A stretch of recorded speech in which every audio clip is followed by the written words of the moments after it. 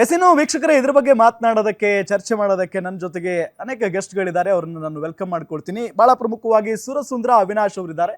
Sir ನಮಸ್ಕಾರ, ಕಾರ್ಯಕ್ರಮಕ್ಕೆ ಸ್ವಾಗತ. Thank you. ಎಸಿನು ಸಿಂಧು ನಟಿ ಇದ್ದಾರೆ. ಮೇಡಮ್ ನಮಸ್ಕಾರ, ಕಾರ್ಯಕ್ರಮಕ್ಕೆ ಸ್ವಾಗತ. ಎಸಿನು ಸೂರ್ಯ ಅವರಿದ್ದಾರೆ. ಸರ್ ನಮಸ್ಕಾರ, ಕಾರ್ಯಕ್ರಮಕ್ಕೆ ಸ್ವಾಗತ. ನಾನು ಮೊದಲಿಗೆ ಅವಿನಾಶ್ ಅವರಿಂದಾನೇ ಪ್ರಾರಂಭ ಮಾಡ್ತೀನಿ.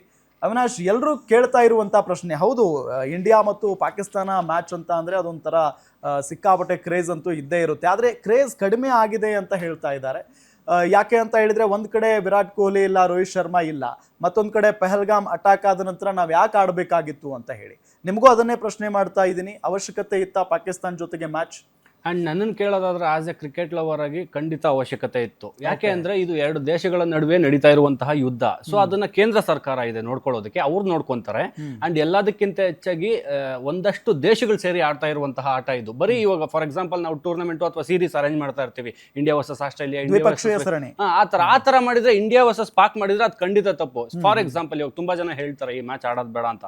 ಮ್ಯಾಚ್ ಆಡೋದು ಬೇಡ ಅಂತ ಏನಾದ್ರು ಪಾಕಿಸ್ತಾನದಿಂದ ನಾವು ಹೊರಗಡೆ ಬಂದು ಕ್ವಿಟ್ ಮಾಡಿದ್ರೆ ನಮಗೆ ತೊಂದರೆ. ಅವ್ರು ಆರಾಮಾಗಿ ಗೆದ್ಕೊಂಡು ಹೋಗ್ತಾರೆ. ನಮ್ಮ ಬದಲು ಯಾರ ಮೇಲೆ ಆಡ್ತಾರೆ ಅಂಡ್ ಗೆಲ್ಲೋ ಚಾನ್ಸಸ್ ಇರುತ್ತೆ. ಸೊ ಅಂಡ್ ಇವಾಗ something is better than nothing ಅಂತ ನಾನು ಯಾವಾಗಲೂ ಹೇಳೋದು. ಇವಾಗ ಅವರು ಗೆಲ್ಲಲ್ಲ, ನಾವು ಗೆಲ್ಲಲ್ಲ, ಮ್ಯಾಚ್ ಕ್ಯಾನ್ಸಲ್ ಆಗೋ ಬದಲು ಆಡ್ಬಿಟ್ಟು ಗೆಲ್ಲನ ಬಿಡಿ. ಇಲ್ಲಿ ಕೂಡ ಇದೊಂದು ಕ್ರಿಕೆಟ್ ಮೈದಾನದಲ್ಲಿ ನಡೆಯುವಂತಹ ಯುದ್ಧ ಅಂತ ತಿಳ್ಕೊಂಡು ಬಿಡಿ. ಅಂಡ್ ನನ್ಗೆ ಯಾವುದೇ ಡೌಟ್ ಇಲ್ಲ ನಮ್ಮವರು ಗೆಲ್ತಾರೆ, ಯಾಕಂದ್ರೆ ಅಷ್ಟು ಸ್ಟ್ರಾಂಗ್ ಇದೆ. ಒಂದಷ್ಟು ಅಭಿಪ್ರಾಯಗಳಿದೆ ಅಂಡ್ ಅವ್ರದ್ದು ನಾನು ಖಂಡಿತ ತಪ್ಪು ಅಂತ ಹೇಳಲ್ಲ. ಇಲ್ಲಿ ಬೇರೆ ವಿಚಾರಗಳು ಬಂದ್ರೆ, ಪರ ವಿರೋಧ ಬಂದ್ರೆ, ಒಂದು ಕಂಪ್ಲೀಟ್ ಪರ ಇರುತ್ತೆ, ಇನ್ನೊಂದು ಕಂಪ್ಲೀಟ್ ವಿರೋಧ ಇರುತ್ತೆ. ಅಂಡ್ ನಮ್ಮವರು ಕೆಲವರು ವಿರೋಧ ಮಾಡ್ತಾ ಇದ್ರು, ಅದು ಒಳ್ಳೆ ಕಾರಣಕ್ಕೆ. ನಮ್ಮ ಸೈನಿಕರ ಪ್ರಾಣಕ್ಕೆ ಒಂದಷ್ಟು ಬೆಲೆ ಇದೆ ಅದಕ್ಕೆ ಅಂತ. ಸೊ ಹಾಗಾಗಿ ಕ್ರಿಕೆಟ್ ಅಂತ ನೋಡೋದಾದ್ರೆ ಇದು BCCI ಆರ್ಗನೈಸ್ ಮಾಡೋದು, ಸರ್ಕಾರಕ್ಕೆ ಇದಕ್ಕೆ ತೊಂದರೆ ಇಲ್ಲ, ಅವ್ರು ಟ್ಯಾಕ್ಸ್ ಕಟ್ತಾರೆ. ಸೊ ಹಾಗಾಗಿ ಅದಕ್ಕೆ ಇದಕ್ಕೆ ಸಂಬಂಧ ಇಲ್ಲ. ಅಂಡ್ ಸೋಲೋ ಬದಲು ಅಂಡ್ ಇಲ್ಲಾಂದ್ರೆ ಬೇರೆ ಏನೋ ಹಿಂದೆ ಹೋಗೋದು, ಗೆಲ್ಲನ ಬಿಡಿ ಇಲ್ಲಿ.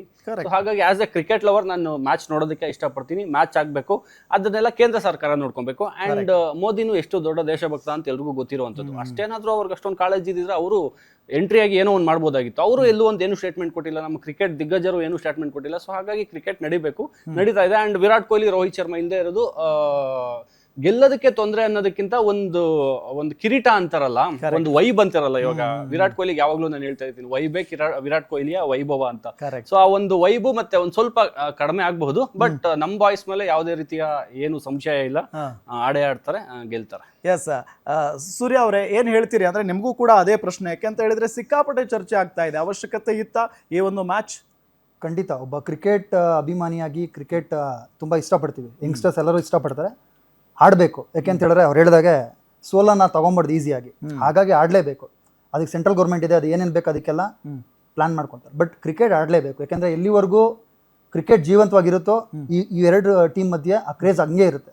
ಅದನ್ನು ಫಾಲೋ ಮಾಡಲೇಬೇಕು, ಆಡಲೇಬೇಕು, ಆಡಿ ಗೆಲ್ಲಬೇಕು. ಯಾಕೆಂದರೆ 2017 ಲಾಸ್ಟಲ್ಲಿ ಗೆದ್ದಿದ್ದು ಅನ್ಸುತ್ತೆ ಪಾಕಿಸ್ತಾನ. ಕರೆಕ್ಟ್. ಅವ್ರು ಸೋತ್ರ ಏನು ಮ್ಯಾಟ್ರ್ ಆಗಲ್ಲ, ನಾವು ಸೋತ್ರ ಮ್ಯಾಟ್ರ್ ಆಗುತ್ತೆ. ಗೆಲ್ಲೇಬೇಕು. ಹಾಗಾಗಿ ಆಡೋದು ನನಗೆ. ಸಿಂಧು ಅವ್ರು ಏನು ಹೇಳ್ತೀರಾ? ಅಂದರೆ ಒಂದಲ್ಲ ಎರಡಲ್ಲ 26 ಜನ ಅಮಾಯಕರನ್ನ ಬಲಿ ತೆಗೆದುಕೊಡ್ತಾರೆ.